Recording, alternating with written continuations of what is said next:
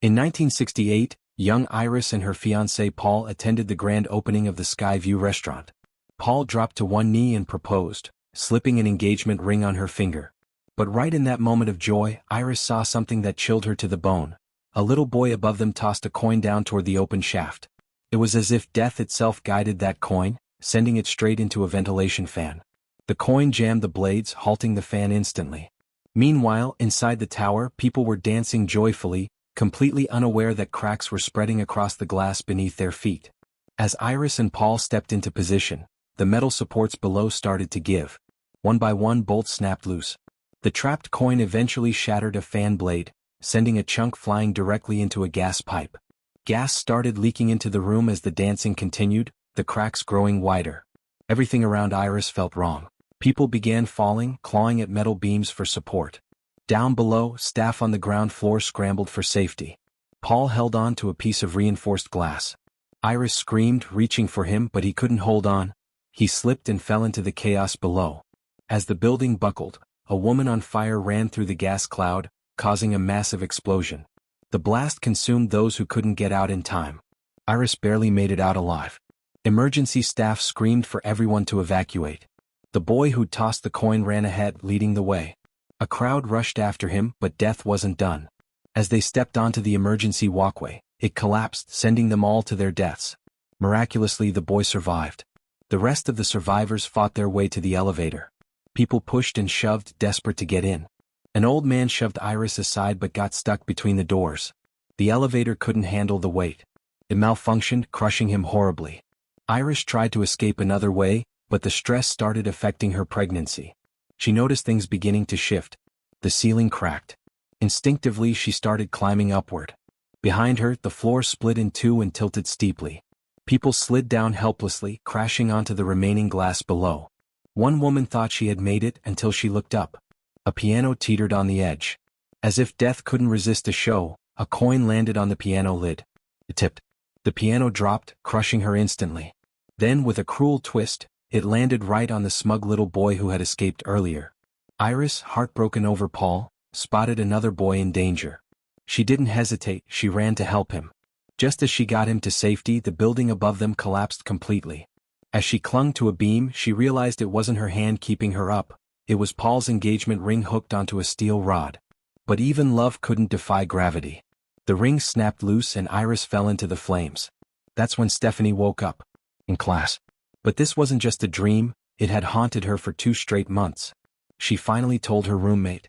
In the dream, there was a woman named Iris, her grandmother's name. But Stephanie had never met her, didn't even know if she was still alive. Her roommate encouraged her to go home and look into it. Maybe then the dreams would stop. So Stephanie went back and asked her dad Marty about Iris. Marty smiled uncomfortably, clearly hiding something. Then Stephanie's younger brother Charlie said he was heading to visit their cousins. She decided to tag along. Before they left, Marty warned them not to bring up Iris. That only made Stephanie more curious. If Iris had died in the dream, how was her mom even born? When they got to the cousin's place, Stephanie asked her Uncle Howard about her mom, Darlene. Howard was stunned and quickly tried to change the subject.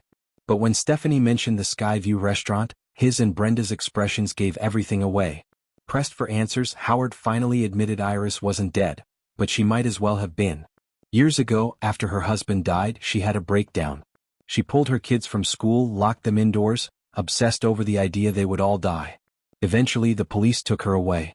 Even after that, she kept sending disturbing letters with graphic photos and dire warnings.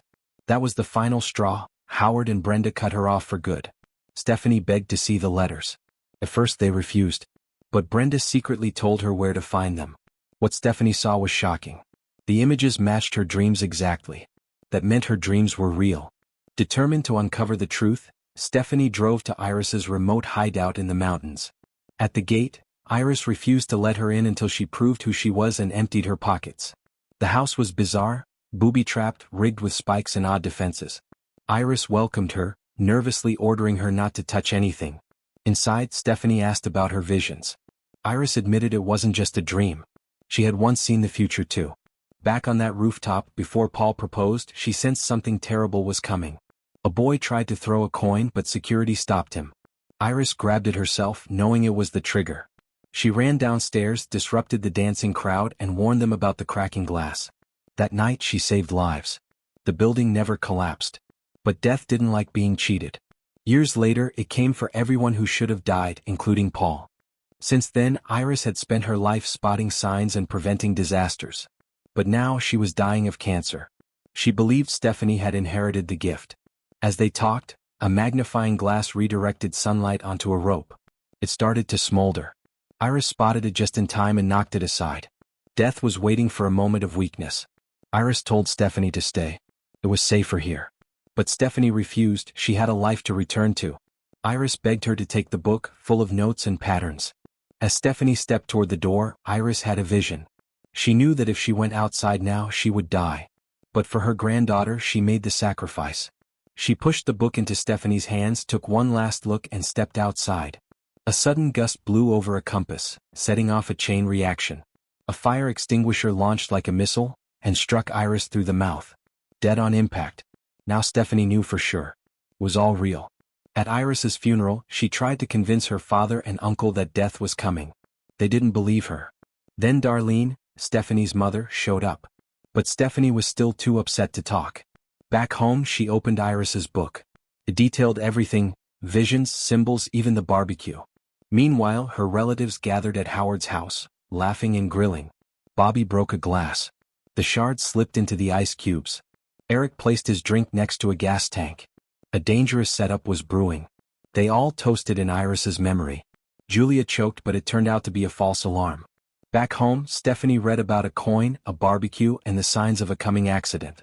Bobby and Charlie jumped on the trampoline, unaware a sharp rake was hidden underneath. Darlene noticed it just in time and removed it. But another mishap triggered the lawnmower. Howard stepped on broken glass, lost his balance, and fell directly into its path. The mower ended him. Now everyone believed. The family gathered again, another funeral. Afterward, Stefani rushed back home and dove into the books one more time. That's when she found a note. JB found someone who survived. It reignited her determination. She started analyzing the deaths again, trying to figure out who could be next. Iris and Paul had 2 kids, Howard and Darlene. Howard's children were Eric, Julia, and Bobby.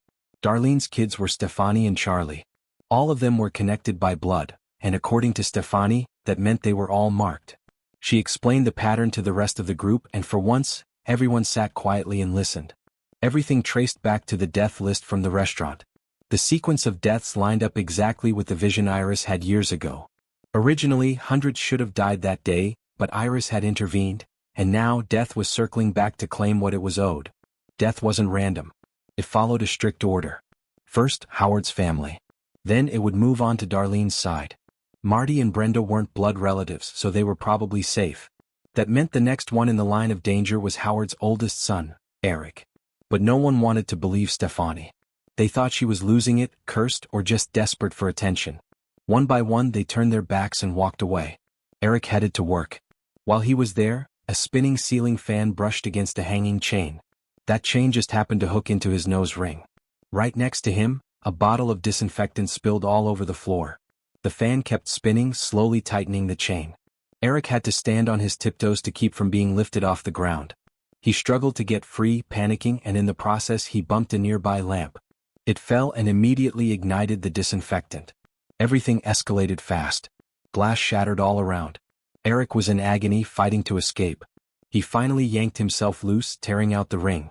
But in doing so, he knocked over even more disinfectant. Seconds later, the whole shop exploded. Back at home, Stefani couldn't reach him and was getting more anxious by the minute. She grabbed Charlie and the two of them rushed out to find Eric. On the way, they almost got into a wreck. Miraculously, Eric had survived the explosion. He got away by tearing off his burning leather jacket. But after everything that had just happened, Stefani was more convinced than ever that death was after them. Eric still wouldn't admit it though. So Stefani decided to stick by his side and try to protect him herself. She started following Iris's notes religiously, doing whatever she could to prevent any kind of chain reaction. One moment, a tree trimmer fell from a branch nearby. The saw narrowly missed a kid's soccer ball, which easily could have hit Eric right in the head. Then they ran into Julia, who was out jogging. A garbage truck rolled down the street. Stefani immediately told Eric to keep his distance, but he just laughed it off, goofing around near the truck and making faces. Julia ignored them completely. She put on her headphones and kept running. No one saw what happened coming. Suddenly, Julia slipped and was thrown into the garbage truck. They ran after it, yelling in panic, but the driver had headphones on and didn't hear anything. Stefani jumped onto the back of the truck, trying to save her cousin. She reached out and managed to grab Julia's hand. But it was already too late. The compactor crushed her. That was the moment the rest of the family finally accepted that Stefani had been right all along. Death really was picking them off one by one. Then Brenda dropped a bombshell. Eric wasn't Howard's biological son. That's why he survived. Bobby was next. Stephanie remembered a man named William. Darlene knew him. He was the boy Iris had saved. They found him at the hospital. He explained that only two options existed: kill someone to take your place or die in return. Eric came up with a plan. Bobby could eat peanuts and go into anaphylactic shock, then be revived. But everything went wrong. They walked into the next room without realizing they just activated the MRI scanner. The powerful magnetic field kicked in immediately, pulling anything metal with incredible force. Eric's body piercings were yanked straight toward the machine. Even a wheelchair behind him shot forward. In seconds, Eric was slammed hard into the MRI, pinned by the force. Meanwhile, Bobby, who had just eaten the peanuts, couldn't do a thing. A doctor finally noticed the chaos and rushed in to help, just in time to witness something horrifying. A loose spring from the vending machine shot across the room like a bullet and pierced straight through Bobby's head. Stefani, Darlene, and Charlie clung to each other in shock. They finally understood.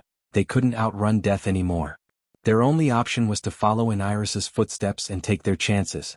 The three of them drove deep into the mountains, heading for Iris's old cabin. None of them noticed when a coin slipped out of the notebook and fell to the ground. An old woman nearby picked it up. Just as Darlene reached the cabin door, a massive explosion ripped through the car. The blast threw Stefani's body into a nearby pond. Charlie was buried under fallen wooden planks. Wounded and panicking, Darlene crawled over and pulled Charlie free. She told him to save Stefani. The moment she said it, a falling light pole crashed down and killed her instantly. Charlie rushed to the water, pulled Stefani out, and managed to revive her. She came to just in time. They hugged, crying and laughing in disbelief. Maybe this is what William had meant: die and come back. It seemed like they had finally found a way to break the pattern. But when Stefani found out her mother was gone, she broke down. Now it was just her and Charlie. Everyone else from Iris's bloodline was gone. A week later, they went to visit Charlie's girlfriend. While fixing his shirt, Stefani pricked her finger on a rose thorn. It triggered a memory. In her nightmare, Iris had done the exact same thing. Then she remembered the old woman who dropped a coin, how it rolled down the stairs and landed between train tracks. A train had been speeding toward it. At the house, Charlie's girlfriend's dad, a doctor, listened to what had happened. When Charlie explained how he saved Stefani, the doctor casually pointed out that Stefani had never actually died. If your heart never stopped and someone just got your breathing going again, technically you weren't dead. That sentence hit her hard. To her and Charlie, that meant death wasn't done with them. Outside, she spotted a red car, the same one from her nightmare. Charlie's girlfriend was even wearing the exact same clothes Iris had in the dream. The sense of dread grew. And then it happened. The train derailed. It came crashing toward them at full speed. Stefani tripped and fell. Charlie reached back, grabbed her and pulled her up. For a moment, it looked like they'd made it out alive. But they hadn't. As they run on, timbers came from a certain truck crushing on them.